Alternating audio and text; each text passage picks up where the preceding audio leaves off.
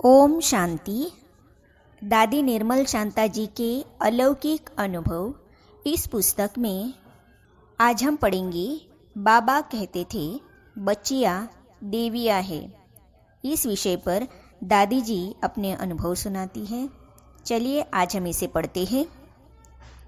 एक बार कलकत्ते में रानी एलिजाबेथ आई थी। उस समय बाबा ने हीरो का एक बक्कल बनाया था जिसका सूर्य की किरणों जैसा डिज़ाइन था। पहनने पर ट्यून बजती थी हीरो की चीज़, लेकिन उसमें ट्यून बजती थी। उसको पहनाकर बाबा हमें रानी के पास ले गए। बाबा ने तो रानी को बहुत ज्वेलरी दिखाई। वह उनमें से भी कुछ ले रही थी और मेरी तरफ भी देख रही थी। उसने मुझे उठाकर अपनी गोद में बिठाया तो उस बक्कल में ट्यून बजने लगी। उसने कहा, लखीराज बाबू, आपकी बेबी के पास यह जो ज्वेलरी है ना, वैसे ही मुझे एक चाहिए। उसको तो वह मांग नहीं सकती थी और बाबा भी उसको दे नहीं सकता क्योंकि मैंने पहना था। उसके सामने वही तो उतार कर नहीं दे सकेंगे ना। बाबा ने कहा, ठीक है, वह बन जाएगा। बाबा हमारा वंडरफुल तो था ही। रात को हम सोते थे तो सारी ज्वेलरी उतार कर सोते थे। सवेरे उठकर घूमने जाते समय मैंने कहा, बाबा मुझे वो बाजे वाला बक्कल चाहिए। बाबा ने कहा, बच्ची तुम बासी रोटी खाओगी? मैंने कहा, नहीं, मैं तो गरम गरम ताज़ी रोटी खाऊंगी। फिर बाबा ने कहा, अच्छा, फिर वह पुराना बासी बक्कल कैसे पहनोगी? तुमको फर्स्ट क्लास नया बक्कल दूंगा। वह तो पुराना मॉडल हो गया। यह सुनकर मैं बहुत खुश हो जाती थी कि मैं नए मॉडल वाली नई ज्वेलरी पहनूंगी। इस प्रकार बाबा बच्चों को सदा खुश रखता था। कभी हमारा चेहरा छोटा होने नहीं देता था।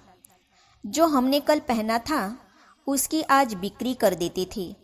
उसी प्रकार वह बाजे वाला बक्कल रानी के पास चला गया। बाबा हमें रोज़ नई नई ज्वेलरी पहनाते थे। इसको देखकर बाबा का पार्टनर बाबा से कहता था, तुम रोज़ नई नई चीज़ बच्चों को पहनाते हो और उसी को बेचते हो, ऐसे क्यों करते हो?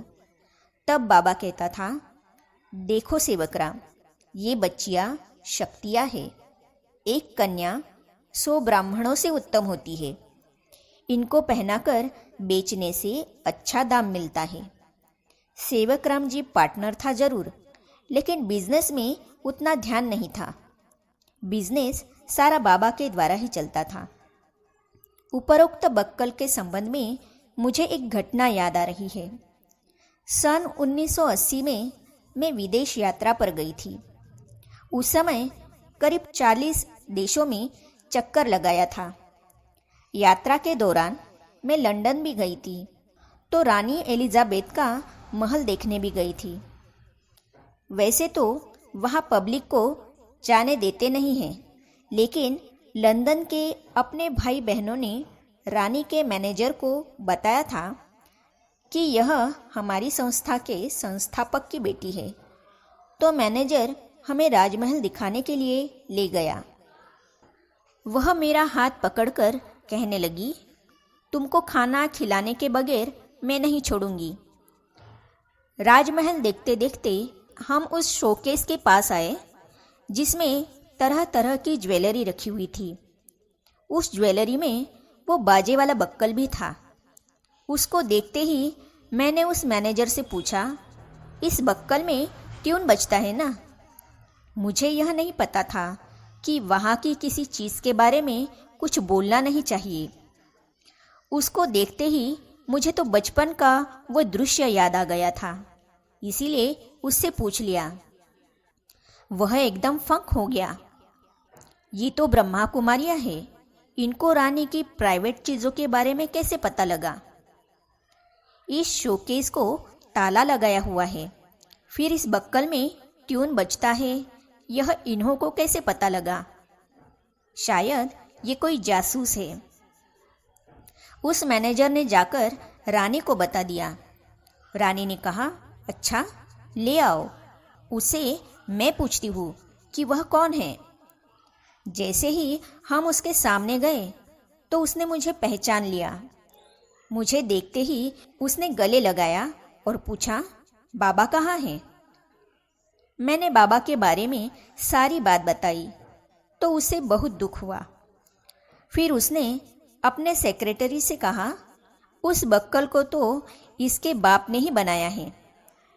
इसके पहने हुए बक्कल को देखकर ही हमने यह बक्कल खरीदा था। इसीलिए इसको मालूम है कि इसमें ट्यून बजता है।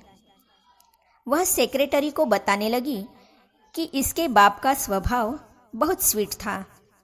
फिर उसने मुझसे पूछा कि तुम बचपन में तो गले, हाथ, बालों आदि में बहुत ज्वेलरी पहनती थी, रंगीन कपड़े पहनती थी, अब क्या हो गया?